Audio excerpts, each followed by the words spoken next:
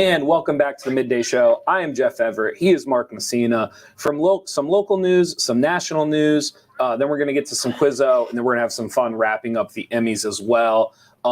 Mark's favorite thing to do, double check his phone right as we start instead of before we start. Mark, how are you feeling today? I'm good, and yes, I am double checking. We're just thinking out loud here. So I'm running this story off the top of my head. This robbery case that we're jumping right in. The jury was selected yesterday. I guess jury selection took longer than they expected. I think the trial was actually supposed to get underway yesterday afternoon, but jury selection kind of took all day. So this was a story that locally made big news I think it was 2019, that it was in Newberry. It was in the Unimart where a clerk was shot but not killed, but one of the patrons of the Unimart was shot and killed during a robbery attempt. And if I'm 99% sure, it's in that little strip mall right there by where Dunkin' Donuts is on the end and right in there. Okay. And then they couldn't, they had surveillance, but they couldn't find the guy, and they looked for the guy. Something about, they found him urinating in a bottle. Okay. And that's one of the ways that he was eventually apprehended, I think. Something, don't quote me on that, but you can research it, you can Google it. So that was actually May 6th of 2020. Video shows murder suspect peed in bottle after Williamsport police ignored restroom requests. So there was a whole kind of dispute. So this happened in 2020? Yeah, this was backed up. The peeing in the bottle incident is all the way back to like 2020. So ignoring repeated requests to use a restroom is one of the tactics Williamsport police are accused of using to coerce a confession from a murder suspect. So this kind of like snowballed. Oh, so this is while he's being questioned? Yes. Ah, okay. I knew there was something about... Yes. Because we've all been stuck on the highway where we can't get off, and we're looking for bottles laying in the back seat. But anyway. So they had videos showing him using the bottle because he had asked several times ago and he couldn't. And that kind of became a big discussion of, the tactics people use to try to interview people. And it kind of snowballed further down that road. We're going to have more information on this as it unfolds. Again, it just got underway today. I think they expect the whole trial is going to take a week or so. Our news director, Carrie Pauling, was in the courtroom this morning. Our lead reporter, Brett Crosley's been there all day. Yes. So they both saw the video, the surveillance video of the actual shooting, which would be, I haven't seen Brett yet because Brett's still in court. We talked to Carrie about it. And it would be disturbing. And I said to her in watching it, do you get does it feel like you're watching a movie or a TV show? Because we've all seen 1,000 shootings in our lives on TV that are fictional. This one's real, does it?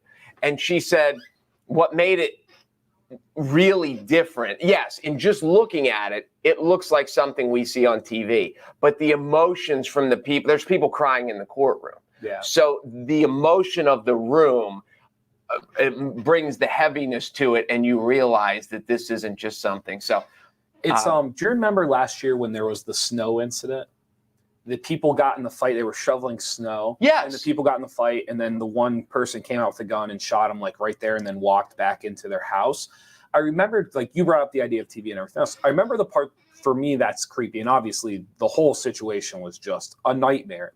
But I remember watching the security film. When you watch a show or a movie, there's a cutaway, you move on to the next thing, everything else.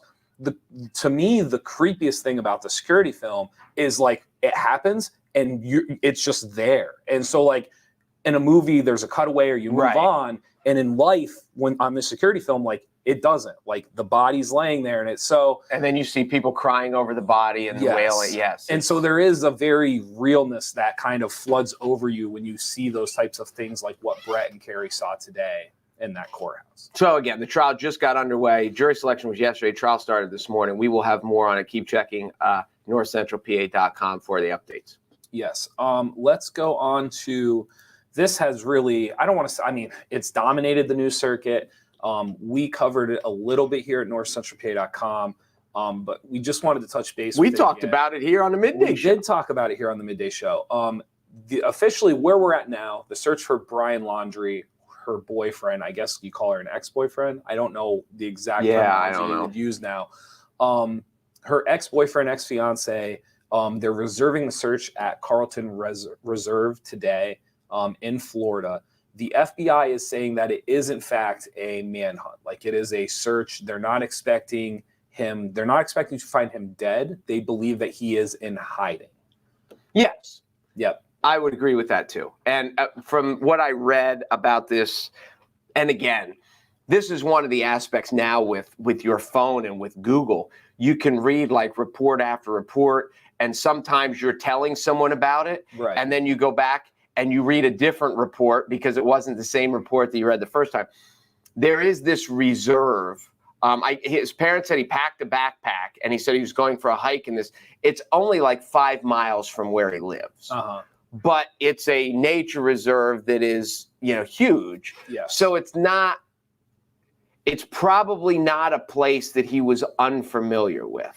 Not only is it a place he's unfamiliar with, I was talking to somebody and they put it in the context of Pennsylvania, and I remember thinking that it's pretty vast. But even more, like, they describe it as very hostile environment, gator infested, snake infested. Like, it's not like you and I could just go join the search, as the point that this guy was making to me. The people that they're going to have to bring in and actually go look for this are going to have to be people who understand the terrain, who understand the dangers of it. And so it's not like you're going to be able to just get every Joe Schmo and link arms and like walk through. It's going to be very difficult to find him. Very difficult.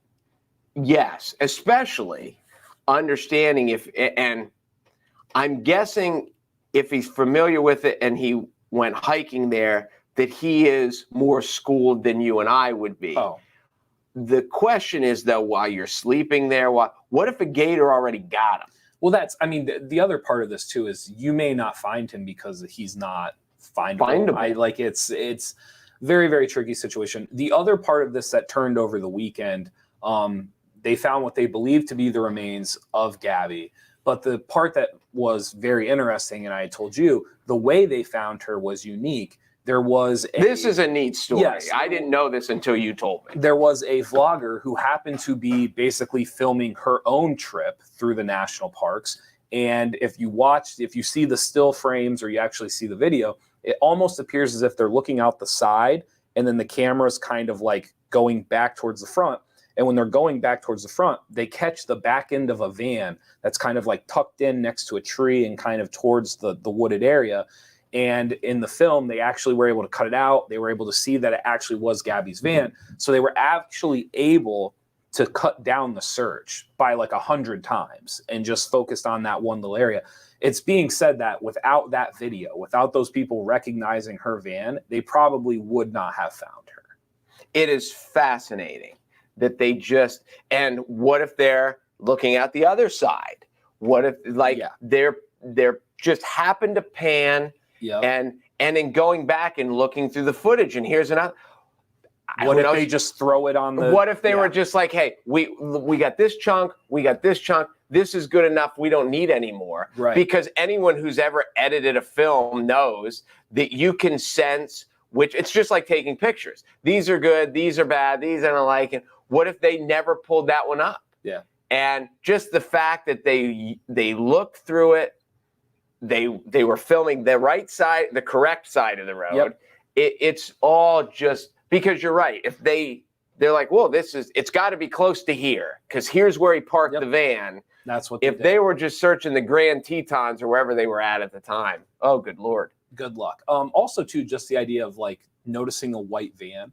Because I'm not saying a white van wouldn't stick out in the middle of the woods, but there is something very generic about a white van. Yes. So even just the happenstance that the person would recognize, like, oh, there's a white van. Oh, that could be her van. Now, the crazy part, and I told you this, they tried to get a hold of the FBI for hours and struggled to actually get to somebody that would listen to them or actually take the video. And then once they did that, they lowered the search. But imagine like you going through your film and you have, I don't want to say the answer. I was going to say this is a murder film, but it's not quite that. Not quite that, but you have the best evidence of a national case and you can't get to somebody that will actually matter or listen to receive. And as we say hours, when in the story you told me it was 12. It wasn't it wasn't 3. The one interview, she said that it took her over half a day, like 12 hours, to actually get somebody of value to have the video and then make decisions on the video. So even though she was able to talk to people like 3 hours, 6 hours in, nobody was actually like taking the evidence. Like no one was actually like receiving it and doing something with it. So we'll see how that So I ends. think, as we had discussed here slightly flippantly, but in the same situation, we should always make a copy of it, but you should go to your local police, because they probably have better access of getting to the FBI than you do, or the state police barracks of. Well, you had brought up. I mean, how many tips must have they? They probably got 17,000 tips. Yeah. Oh, I saw her. She's in Topeka. And because the trick isn't necessarily getting someone to answer the phone. The trick is getting eyeballs on the thing that on the video, valuable. right? And that is, I mean, I would imagine is a challenge with a case as big as this one. Oh, I'm sure. Oh, we got another tip. We got another tip. We got another tip. Yeah. Because everyone wants to be the one to discover, and then you're like, no, that's not her. That's not her. Absolutely. So, all right. We did Quizzo. Let's you carried us last week. Kudos to you, because I kept my spot on the roster. Bus. Yes, you did keep your spot on. It was a bleak August for correct answers for me. Yes, it was. So we're gonna bring on Mackie now. Bear with me here as we get the screen situated. While you're getting the screen situated, I do want to mention this. It was a historic day in Major League Baseball yesterday.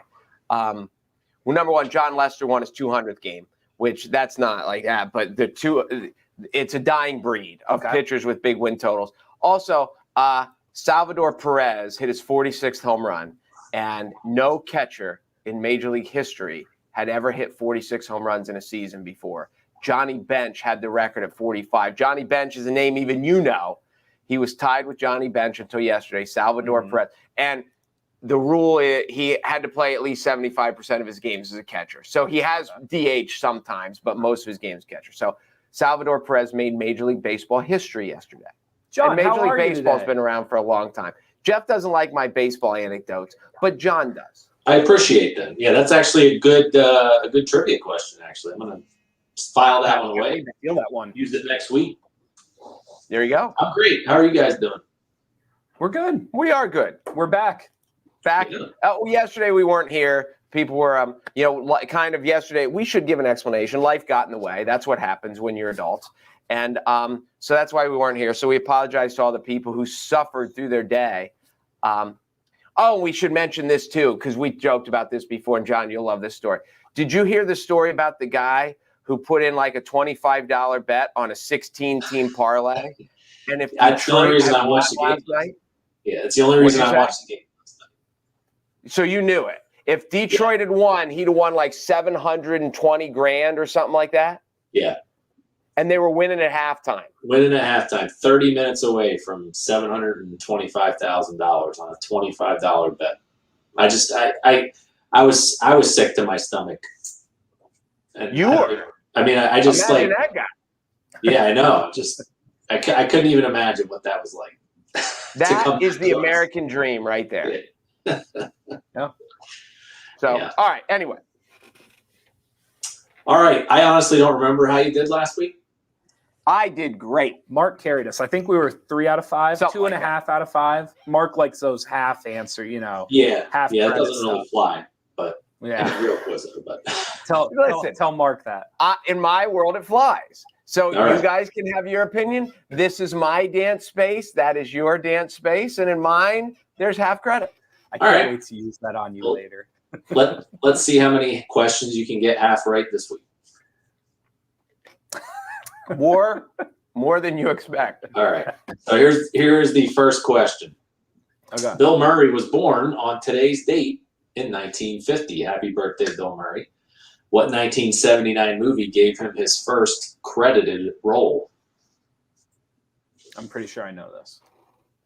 It would have been right before Stripes. Oh, well, Bill Murray was... God, what are you thinking? I think it's Meatballs because Meatballs was right before the 80s. That's a very good guess. I think it's Meatballs. I can't think of something before that. Let's put this Stripes and Caddyshack were both in the 80s. I don't consider Bill Murray a 1970s. He was a Saturday Night Live 1970s. Yeah, I think it's Meatballs Good because guess. that's the only Bill Murray movie I know before 19. We're going with that. You guys got it. It was Meatballs. Attaboy, Jeff. Attaboy. Good start. He was in one movie before that, but it was an uncredited role, and I honestly can't at the top, just at this very moment, can't remember the name of it, but it was a very small uncredited role. So he is 71 years old today. Yeah, 71. Wow. Just to throw this out, and I don't know, supposedly the scene in Caddyshack where he's hitting the flowers, that he just ad-libbed it. That he's just like, I got an idea for a scene, just let's roll this and let's see how it works. I feel like that is Caddyshack. A lot of it, yes. All right, here we go. Question number 2. What is the name for an open-sided patio, porch, or veranda with a roof? And your hint is, it's also the name of a Hawaiian island. What is the name for an open-sided patio, porch, or veranda that has a roof? And again, your hint, it's also the name of a Hawaiian island.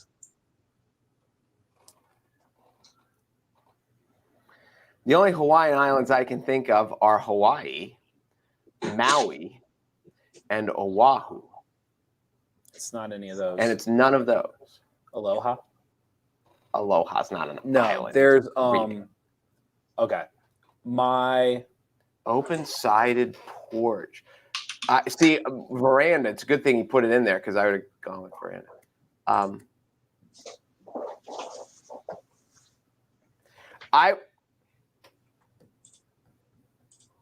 All right, now I'm trying to think of the islands without sounding stupid, which is difficult. See, the nice thing when you go to trivia is you're in the trust nest. Like you're in your trust nest of friends where your thoughts are not just, left for the judgment of everyone. Unless your friends are jerks. That's I was thinking that too. I'm not sure any friends. There's that.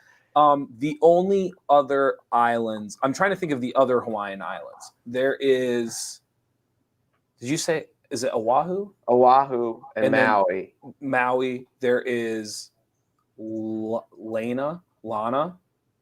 There is the Big Island. Right. That's Hawaii. I think. Or is the Big Island Oahu? I don't know. There's an island called Hawaii. I can't think of any of the other islands. We'll go with what he said. Kind of. I don't even know. Lolawani. This is where I'm racking my brain. Did you ever see the movie The Descendants with George Clooney? It was a long time ago, but yes. And I'm trying because they went from one island to a distant island where they had all the land, and I'm trying to think of the name of it, and I can't. So those are the only 4 I can think of. So take your choice. We kind of give up. Well, I would just say 1, and maybe that'll be it. I mean, you gotta take a guess. Don't ever leave an answer blank, in my opinion, at Quizzo. Can't hurt to write something down. I don't. Maui. That is incorrect. But you guys were close. You were getting there. It's Lanai, right off the coast of Maui, Lanai. So Jeff, you were right there. You were close. But if you would have written something down. I just knew there was an island that was like Laui or Luau. Like I knew there was an Luau. I couldn't. Yeah, Luau. That's what it was. But I had no idea that it was referred to as like a porch. Yeah. So I mean, if you're actually playing trivia at a bar or a restaurant, and you would write down something that started with an L, maybe it was close. Spelling doesn't count. Possibly you would have gotten credit for that. Wait. Could we have gotten half credit? No. Oh, okay. All right. So we're going to count that one as an incorrect answer. So here we go. Number 3, Al Gold of Fox Movie Tone News was the only person to capture video footage of what event that happened on May 6th, 1937. Al Gold of Fox Movie Tone News is the only person, or was the only person, to capture video footage of what event? It happened on May 6, 1937.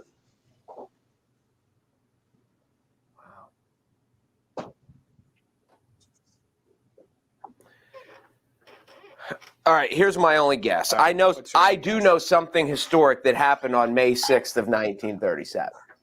What was it? The Kentucky Derby. Because that is always run the first Saturday of May. How do you know that that was a Saturday in May? Oh, that's a good question. I don't know yes, there's no Saturday, but May 6th, if it was Saturday, it would have been the first Saturday, it would have been Kentucky Derby. So when did video footage come out? Back then, horse racing was a super big deal. Yeah, you're right.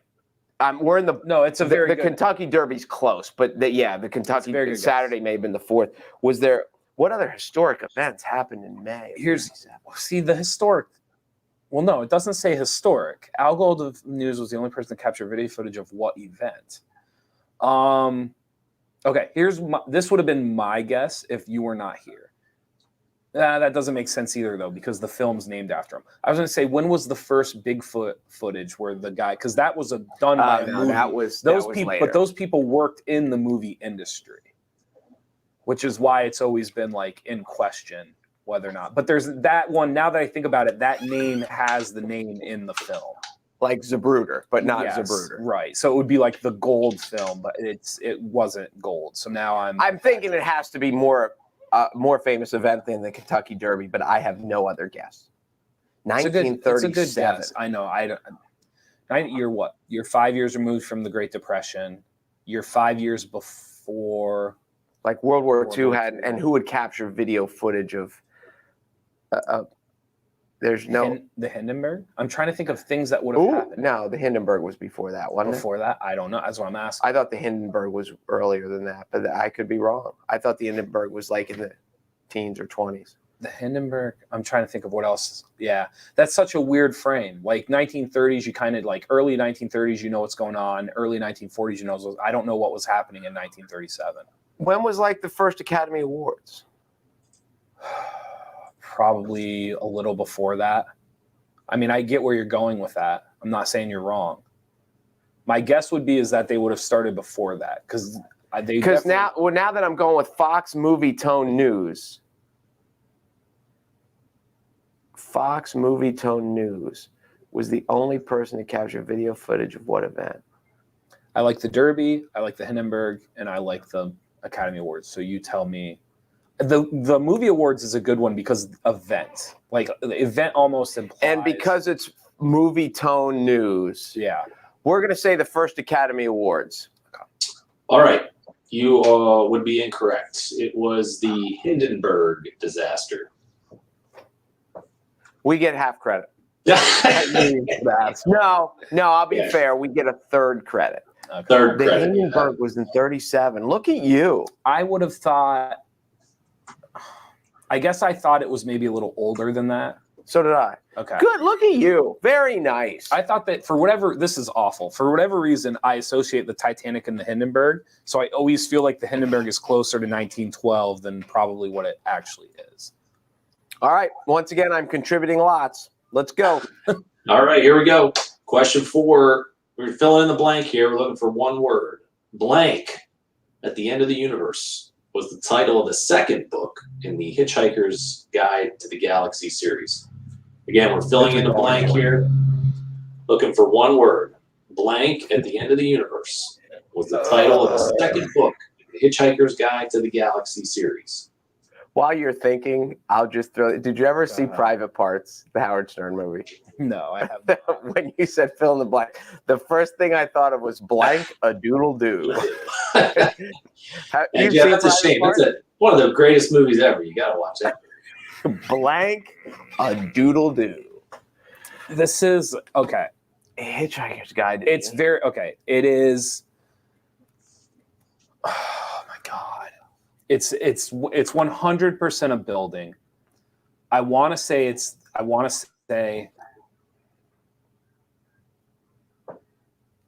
Did you read it, or are you just going from? From being in so many libraries and so many bookstores and just wasting all my life in Borders on Saturday. Like, I would agree with that. I'm then gonna you are say, wasting your life. I'm going to say, I'm torn between two answers. I'm going to say that it's The Restaurant at the End of the Universe. Hold on. Second book. We need to know what your other thought is because we can get half credit. For the half credit? Yeah. The bar, but I don't think it's the bar. Like, I think it's too. I'm pretty sure it's the restaurant at the end of the. And I know it's a building. I'm pretty sure it's the restaurant. It's not like the bank or the bar, but it's very simple. The restaurant, it's not the name of the restaurant. It's not pretty sure it's just the restaurant at the end of the universe. I'm pretty sure. I like Jeff's thinking.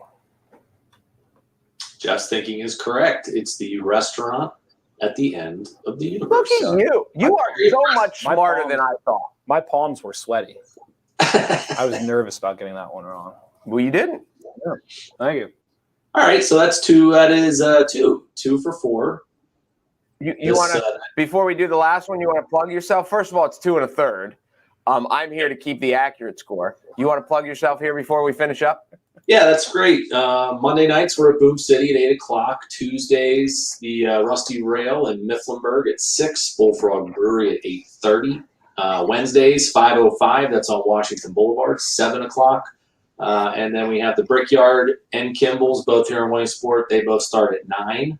Thursdays, Town Tavern in Lewisburg at 7 p.m. Hall's Landing at 9. And first announcement of this, we're having a very special event Thursday, September 30th at the New Trail Brewery. We're going to be doing a Seinfeld quiz. We're going to be starting a monthly quiz at the New Trail every month, once a month. They're all going to be themed. And this month, on the 30th, is going to be Seinfeld. So if you're a Seinfeld fan, you will not want to miss this quiz. So just to repeat, because we had a little glitch. So this month at Seinfeld, every month there's going to be a category quiz? Yeah, the last Thursday of every month. At the New Trail Brewery, we're going to be doing themed trivias. Yes. Seinfeld is a great one to start with. It is. It is a great one to start with. By the way, did you know? And I will. Go ahead. Oh, go ahead. Were you going to say something? No, go ahead. Oh, on your Monday nights at Boom City, did you know you have a regular attendee who is an Academy Award winner? Did you know that? I do. Yeah, I used to host Boom City. Yeah, Tom Woodruff. Very honored to have the Academy Award winner playing trivia. Yep. So anyway, I just thought you should know that. Anyway. All right, last question. I would like to contribute again. It hasn't happened yet today, so we're going to try. Well, if you're a big on musicals, you might be helped with this question. So here we go. The song "Food Glorious Food" is featured in which musical? The song "Food Glorious Food" is featured in which musical? I don't know. Food Glorious Food. Yeah, this one I don't know. It's so broad, I feel like it could be in so many things. I can tell you it's not Hamilton. I can tell you it's not Rock of Ages. What? Cats. Cats is a fair guess. I'm trying to think of, I mean, it's. I was thinking something like Hairspray. Possible. I mean, it's such a broad title, Food Glorious Food. This is going to be stupid because you are a big fan of this. It's not in the Sweeney Todd. Sweeney Todd, is it? I don't think so.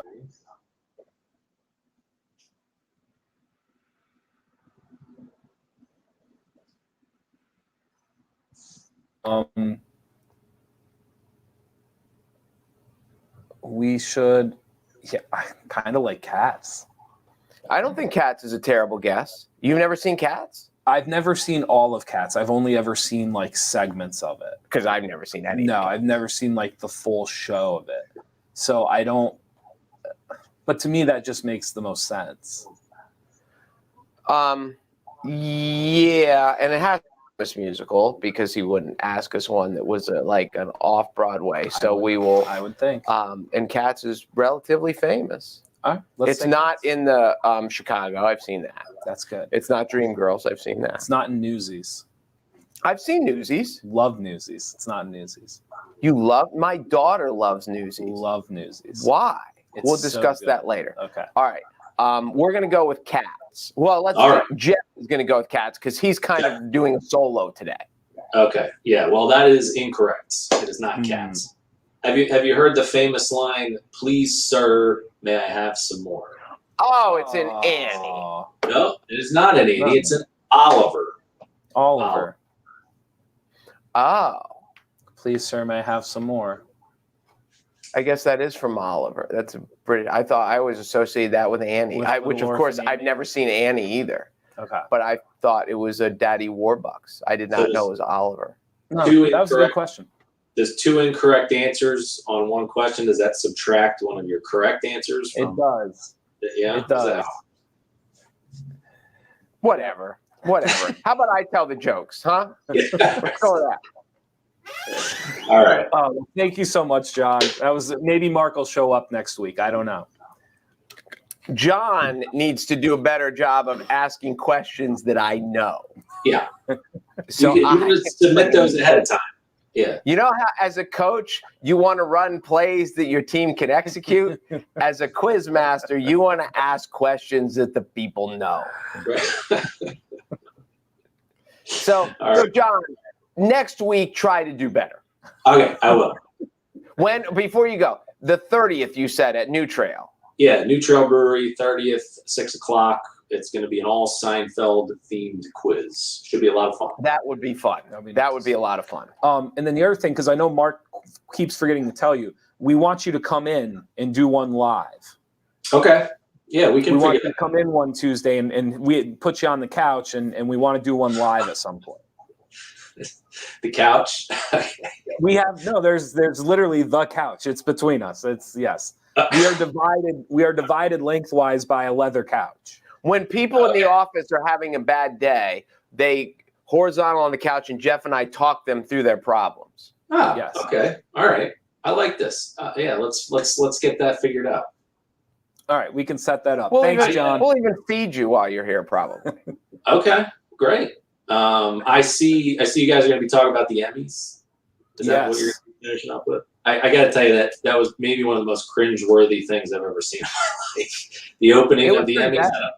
It was terrible. And I don't know why Rita Wilson thinks that she needed to get up there and rap part of that song.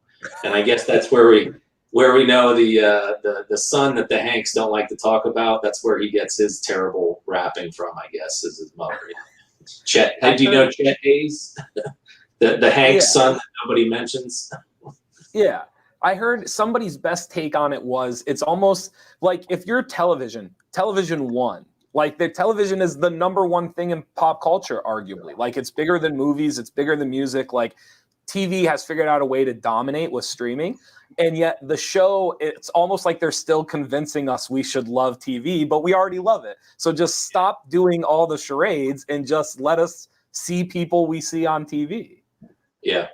Yeah, I think the other thing that I thought about too when I was watching that opening song was just like, you have like a LL Cool J or, Ice Cube or Dr. Dre or Snoop Dogg, all these guys who were so like counterculture, right? Me versus the world. Mm-hmm. It's like sooner or later, everybody sells out, right? It's just like sure. Sooner or later, it's inevitable. I mean, you got Snoop Dogg doing shows with Martha Stewart and selling Corona. I mean, yeah. So wait.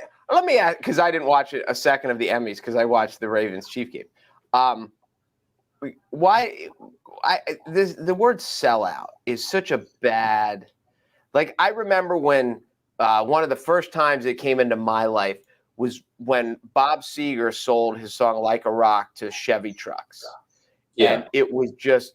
and people are like, oh, he's a sellout because he sold his. And I'm thinking, like, how many more people now get to hear his music that wouldn't hear it because they're watching TV? And I don't understand why that. I don't know. It's just like Ice Cube making kids movies, and he's against his gangster rap roots, but now he's a dad, and his world has changed. So doesn't that make him, now he lives in the suburbs? Because I also have heard the knock on Bruce Springsteen that he can't write songs anymore about being a downtrodden worker whose life is rough because he's made more money than he knows what to do with. So I don't know if all this sellout. I think Snoop Dogg being able to do a show with Martha Stewart shows more talent and versatility as opposed to being a negative. Yeah, I'm not. Maybe I didn't explain. I'm not saying it's a bad thing. I'm just saying that inevitably money always wins, right? Like I don't know. It's just amazing to me. Like 25 years ago, the idea that LL Cool J would lend one of his songs to something that bad. So anyway, again. How about even starting the Emmys with I believe they did a ripoff of Biz Markie. Who did the Oh baby, you've got what I need. No, that's fine. But the very first song they did was like a ripoff of Biz Markie, and even like 30 years ago, the idea that the Emmys would open up with like a ripoff of Biz Markie, I don't know. It's a reach, let's put it that way. And it wasn't a successful reach last night or Sunday night either. But I did split my time between the Ravens-Chiefs game, which was amazing, and the Emmys. So, well, I think there's a thing too of Snoop Dogg is counterculture at the time to the adults, but now the 50-year-olds, Snoop Dogg is part of our culture. Sure. Yeah. So there's that difference of. Well, you're different because you're younger. Sure. But as John and I see these YouTubers as counterculture, when our kids are old, I still say a YouTuber is going to be elected to a high political office in maybe 20 years from now. Sure. Because they have so much pull on, the world. Yeah. So they just didn't pull it off. Like it just wasn't. I didn't see well on Sunday. It just didn't work for whatever reason. It just didn't work. What's funny too is you guys talk about watching it. When I found out it was on, because it was on CBS, because that's where the Cowboys game was earlier in the day, and I heard that, and I was like, "Oh, that's a tough break for them because they're up against the Ravens Chiefs, and everyone's going to watch the Ravens and Chiefs." Apparently, I was wrong. Yes, you were. Imagine that. You know what else I was wrong? With all the questions you asked today. I think so. Yeah. All right. Thanks, John. Appreciate it. We'll see you guys soon. Hey, have a good one. I am going to look up what day the Kentucky Derby ran in 1937 because I at least want to be right on that. The Kentucky Derby? First Saturday, May. Have you ever seen Seabiscuit? Yeah. Okay. I was going to say you should watch. What do you mean it's not bad? It's not bad. It's a good movie. It's real good. Yeah, it's a good movie. All right, so the Emmys, real quick. We just wanted to run through the winners. We didn't get a chance to really talk about it. You haven't actually seen the winner list, right? I have not. Okay. Limited series. The winner was The Queen's Gambit on Netflix. Okay, I did see that. Yes. It beat, for example, some of the shows that it beat: Mayor of Easttown on HBO, The Underground Railroad on Amazon, and WandaVision on Disney+. Not a loaded field, but The Queen's Gambit, in my opinion, was one of the best shows last year. Queen's Gambit was great. It was fantastic. Drama series was The Crown. Have you watched The Crown? Wait, what? Limited series? Oh, Queen's Gambit won limited. Correct. So like would have been called mini series. Okay. So the drama series, go ahead. I'm sorry. No, you're fine. Because when you just said that, I was like, well, the Queen's Gambit was a drama. So how did I miss that? I didn't. Okay, now I'm caught up. So the drama series, the winner was The Crown on Netflix. It beat some well-known shows like The Handmaid's Tale on Hulu, Lovecraft Country on HBO, Mandalorian on Disney+, This Is Us on NBC, Bridgerton on Netflix. Have you watched The Crown at all? My two things I want to point out. Finally, NBC. That's like there are not a lot of these shows. The Emmys used to be dominated by ABC, NBC, CBS. When you hear all these, for NBC just to get a nomination was a big deal now. No, but my mommy loved The Crown. Okay. Loved it. All right. They're going to a 6th season. Originally, it was supposed to be done in 5, and apparently they said, like, we need more time, and they gave them the 6th season. Okay, there you go. So they're getting the 6th season. Comedy series. Ted Lasso from Apple TV was the winner for comedy series. Have you watched Ted Lasso? I have not. I heard it's good. We watched Ted Lasso. I fall in love with the show every episode a little bit more. Every episode, I am a little bit more in love with that. Just the series and the characters, and it is fantastic. Ted Lasso beat out Blackish, Cobra Kai, Hacks, The Flight Attendant, Pen 15 on Hulu. I will say this. It was a very weak comedy field. Blackish is a real TV show. Yeah, oh yeah, Blackish. It's on ABC. So but that's the only one. All the other ones are correct? Yeah, I mean, all the other ones are streaming. I mean, I guess if you want to get into a conversation of like what's a real TV show, the two things that I think need to happen, and one of them I'm stealing from somebody, and one of them's just kind of my own opinion. There probably needs to be an award for a network show, like for a cable. Like there probably should. They're gonna have to break this off. There probably should be a cable TV show award, because you can have language and sex and nudity on cable, and you can't on NBC. Sure. It makes it different. Yes. The other argument that someone said is that there should, and I'm stealing this one, there should be a procedural. Because when you go through cable TV and you look at the ratings, like 15 of the top 20 are procedural dramas, like your Law and Orders, your CSIs, like those types of things. So like you almost need the way there's a comedy and a drama, you almost need a procedural. Because where do you even classify those medical cops types of shows? There's nowhere for them to really be recognized. Now, I hate procedurals, so I don't care if they're recognized. But for everybody else who enjoys them... No, not only do you not care, you don't want them to be recognized because you hate them. I just don't get it. I don't know how people watch Law and Order.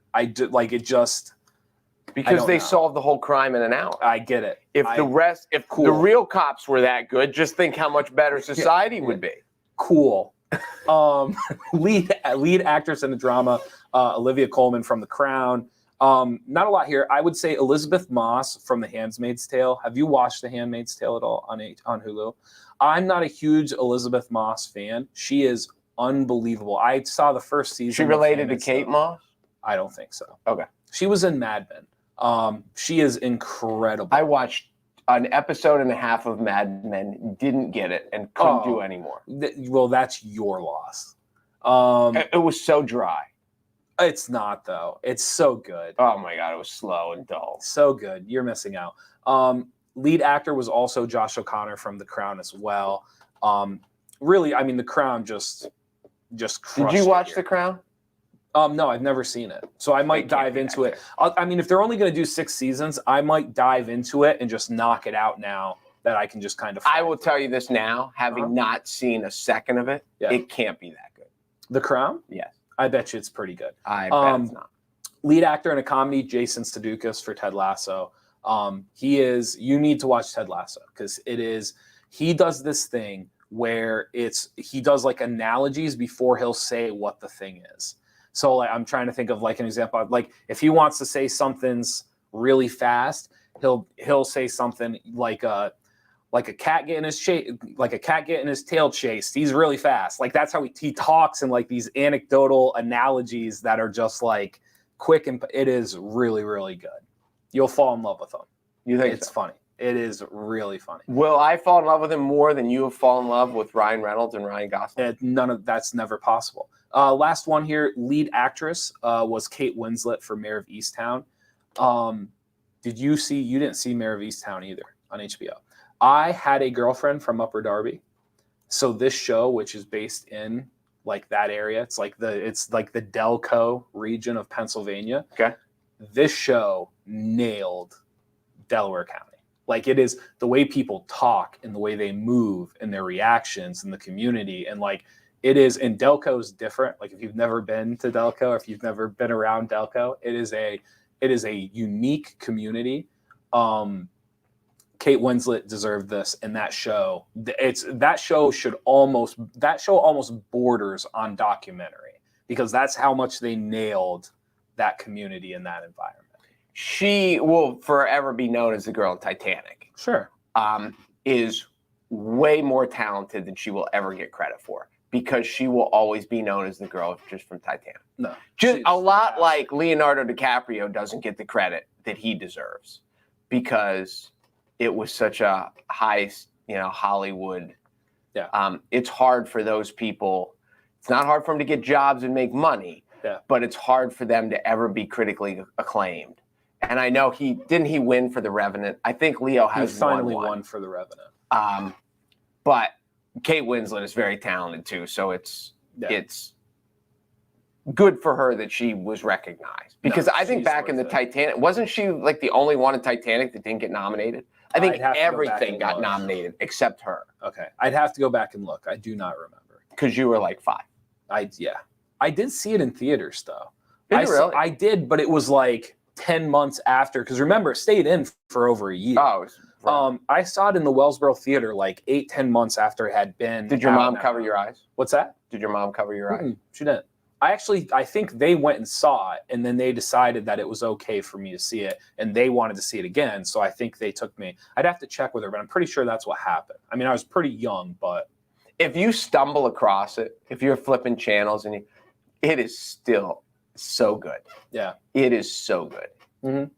But anyway, be that as it may, it kind of became too good for its own good. That now became like, Well, I mean, I like, you hate to say it's too long, but in a way, it's not too long. You don't think it's too long for like what we do nowadays? No, because they make all kinds of movies really long now. They did. Since 2015, 2016, like the 3-hour movie. It's not really a thing. You don't think?